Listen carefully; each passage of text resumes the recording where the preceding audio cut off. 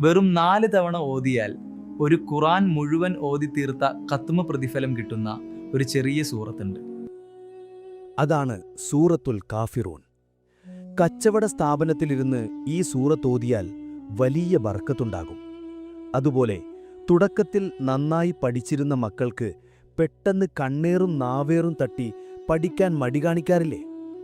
അതിൽ നിന്നുള്ള കാവൽ കിട്ടാൻ ഈ സൂറത്തോതി മക്കളെ മന്ത്രിക്കുന്നത് വളരെ നല്ലതാണ്.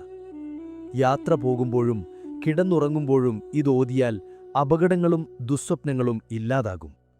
ജീവിതത്തിൽ ശിർക്ക് പങ്കുചേർക്കൽ വരാതിരിക്കാനും ഇത് മികച്ചൊരു പരിചയാണ്.